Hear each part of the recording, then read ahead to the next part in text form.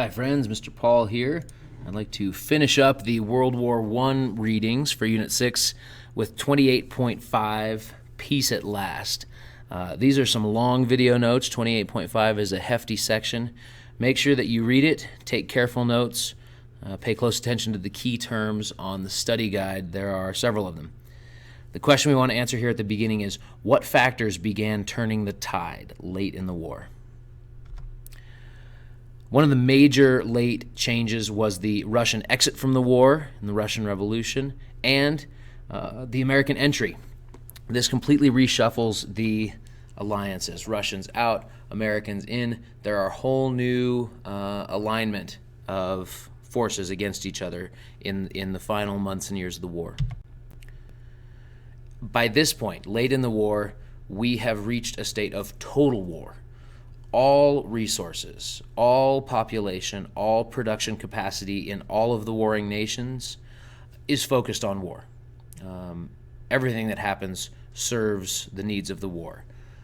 The press and the market, so both the media and the economy, were strictly controlled by the governments. One of the things that we saw all over Europe was that women had taken over many traditionally male roles. Everything from manufacturing in the industrial centers to nursing on the battlefield. In addition to being a total war, this is also a global war by this time. When I say all resources and all production forces are focused on war, that goes for the colonies as much as the European nations themselves. Europe's colonies were providing goods and troops for the war. Everything from soldiers from India to beef from Argentina was keeping the British war machine going. When the war finally winds down and grinds to a painful halt, the major factors in bringing the war to a close, in leading to the armistice, which is American offensives on the Western Front are a major component. The British and the French forces that have been holding the Western Front for years were exhausted. Americans arrive on the Western Front. They bring hundreds of thousands of fresh, healthy, rested, well-equipped, and well-trained troops to that battle. Enough of the men of Europe had been killed by this point that most of the fighting was taking place by either much older men or young boys. The Germans, by that point, were putting 15-year-olds into uniform, and they face an arriving army of hundreds of thousands of American men, not boys. Italy pulls off a major defeat of Austria-Hungary on the frontier that they share, leading to the withdrawal of Austria-Hungary from the war. The invasion in the Balkans and the collapse of the Ottoman Empire weakens Austria-Hungary on that front. All of these put pressure on Germany. Fresh troops on the Western Front, loss of an ally, and pressure from the Balkans all lead to the armistice. Make sure your Cornell Note summary includes an answer to the question, what factors began turning the tide?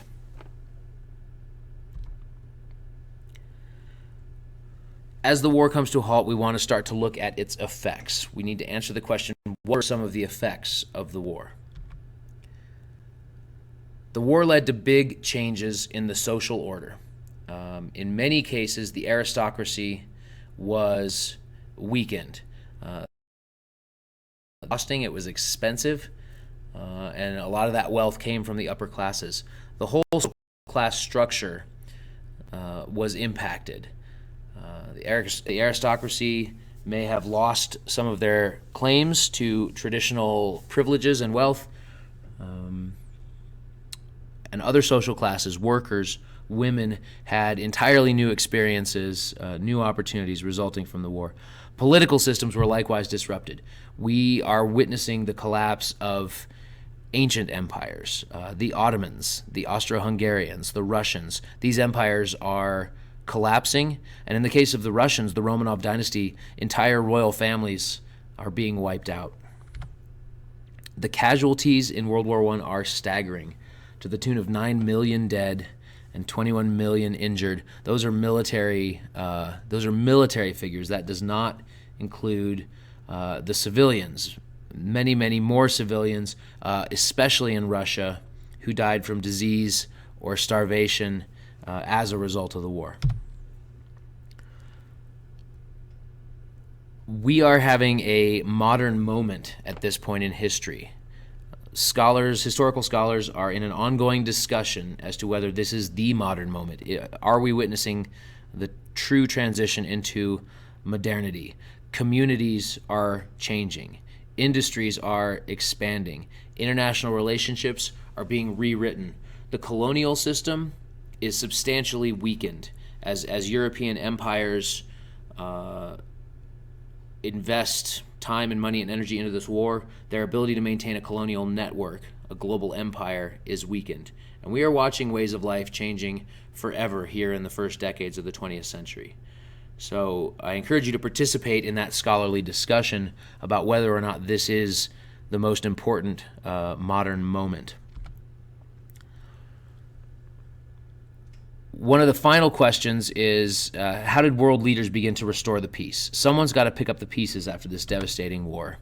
And because of the late American entry into the war, and because of the exhaustion and fatigue of the European nations, the American political system provides a lot of leadership in these peace negotiations. American President Woodrow Wilson puts forth a list of 14 points for a peace plan. Included in those 14 points, he wants free and unrestricted trade by sea. He wants a limit on arms development, military development. He wants to eliminate that complex system of alliances that helped to contribute to the start of this war. And he wants to ensure self-rule for the nations involved, that no one is conquered as a result of this. Most importantly, he proposes a new League of Nations, a group, a society of nations to preserve peace through negotiation. The end to the fighting ultimately comes initially in November with the armistice, and then the following year with the Treaty of Versailles. The Paris Peace Conference produces the document signed in Louis's old palace at Versailles. That is the famous treaty that ends the war. In this treaty, Germany is assigned responsibility for the war. Not Serbia, not Austria-Hungary. Germany is held accountable, and Germany is made to pay reparations for the cost of the war. That is, payments to the other war powers to offset the cost of the war. The money that they invested in fighting Germany, Germany is expected to pay that back. Also out of this peace settlement come entirely new nations that we have not yet seen. Some colonies, formerly controlled by the nations of the losing side, become mandates ruled by the victors. So Britain especially ends up with new colonial mandates as a result of their ability to defeat Germany and Austria-Hungary. Some new nations are formed to provide a cordon sanitaire, a French term that basically means you see the word sort of sanitary, or to sort of isolate nations from each other. A lot of these nations are the Baltic states, which we will talk about in a map update. To sort of isolate some of the nations of Western Europe to buffer them against future threats from these former empires. The question that needs to make its way into your Cornell Note summary here is, how did world leaders begin restoring the peace? And finally, this war sort of changes the cultural tone of the world. We want to know, what were the bitter fruits of the war? The section here is called Bitter Fruits. For Germany, they, in addition to being held responsible for the war, they lost massive amounts of territory, both colonial territories overseas and European territories. They've lost political status. They are no longer one of the powerful nations of Europe. and they've lost an extraordinary amount of wealth, especially because they're held accountable for the cost of the war. This German resentment, the resentment that arises from all of these penalties, is going to cause further problems. I don't think you need to be a historical magician to see that this is going to create a context for the rise of fascism in Germany, the rise of the Nazi Party, and eventually a Second World War. For the colonies that had existed under the European imperial system wanted independence but didn't usually get it. Mostly they changed hands, and the European victors took the losers' colonies.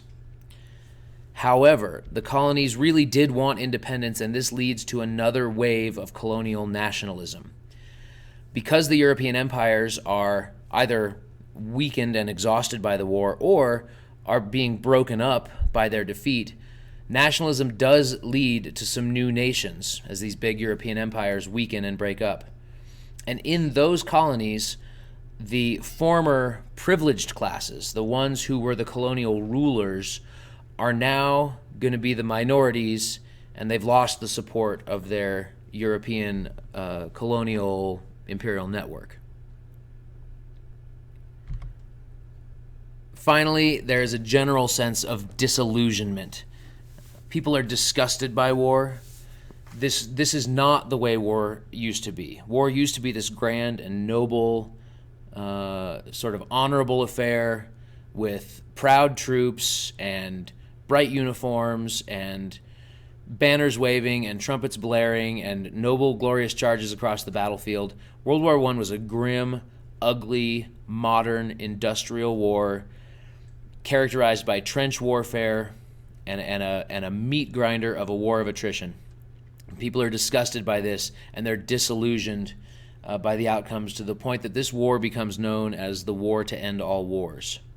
Now, we as historians know that it is not, but we need to pay attention to people turning their back on war. And this disillusionment can be read in the art, in the poetry, in the literature of the post-war period.